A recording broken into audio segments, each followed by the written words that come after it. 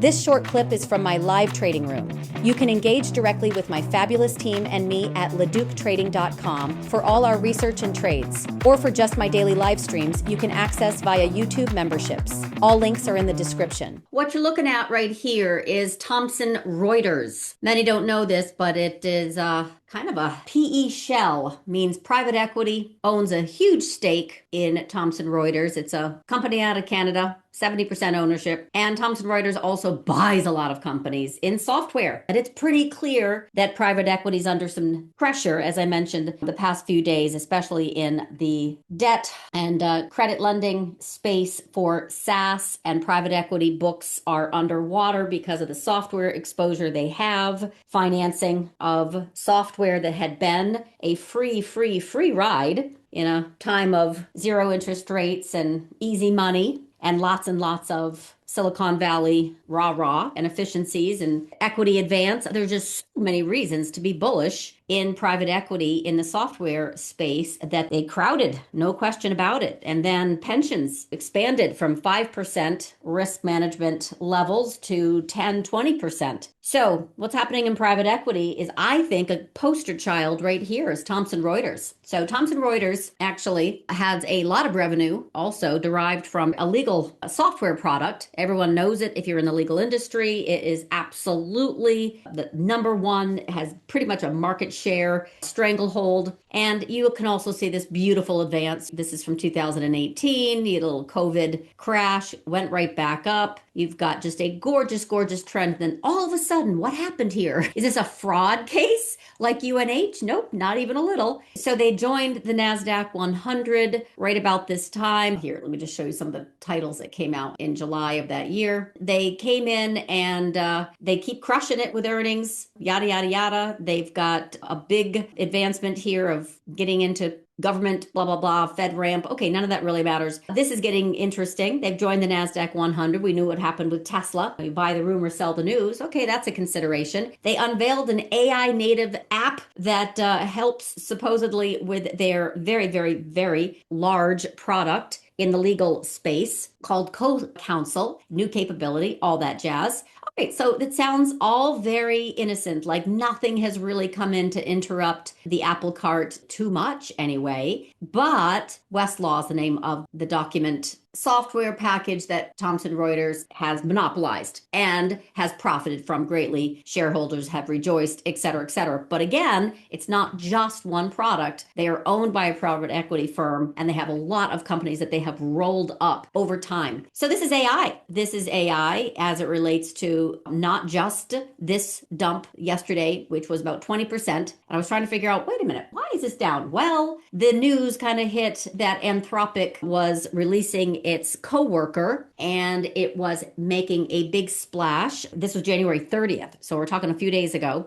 So that was the number one cause of late, was Anthropic's legal aid product, this AI agent that is going to hurt the business of Thomson Reuters. Okay, so that put the final, let's just say, nail in the coffin, so to speak. And someone asked about this yesterday, and I'm like, oh my goodness, I haven't looked at this in forever. And one of the reasons is because of options. Anyway, long story short, this is 60% from its high on week of the January 18th, but I'm pretty sure the high was on the 14th. So it's 60% down. And it's not just because of the most recent fall from Claude and its coworker. It has cannibalized AI and it has suffered as a result, but so have the SaaS names. So we've been trying to figure out, okay, how, when can Adobe come back up? Oh my God, it's breaking the 400 week. Look at Thomson Reuters. You know how I am about this. This 400 week, anything below it is death. It's just terrible. It's going to take forever to recover. I feel that way strongly. When it comes down and it bounces like ODFL, we're good to go. Yay. If it goes underneath and takes a while to come back up, whatever, we'll deal with it, but it has to clear and then come back up like a CL. This is a Colgate-Palmolive, also recommended at the 400 week. This is not rocket science for me. I've studied this a long time, right?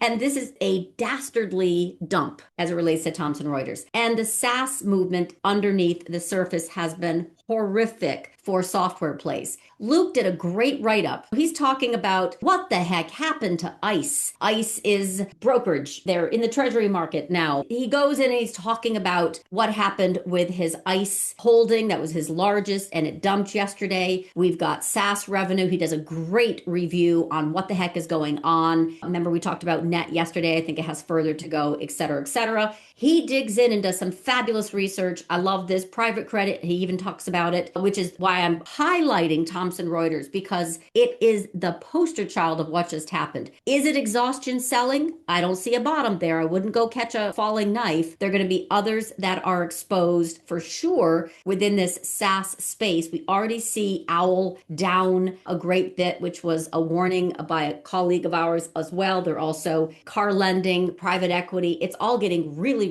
hit. He talks about ICE being approximately 21% revenue comes from software. This is what's hidden under the surface that folks aren't really sizing up. Software is in everything. AI right now is basically eating the hand that feeds it. So what's next? The job isn't just trying to figure out, okay, we know that AI is going to remove some jobs. Oh, yes, it is. The IMF came out and said 60% in developed worlds and 40% in undeveloped worlds. So we got some really big scary numbers, and others are more in the 7 to 11% range. Whatever, recession into all-time highs. But we're not going to have all-time highs if we continue to have these sectors getting hit. What's next? Underneath the surface. Data centers, by the way, I just listened to a fabulous podcast, Odd Lots, also, that is talking about there's no way these numbers are real. The demand numbers are not real. And he goes and he's a utilities analyst, very credible. Point is, data center demand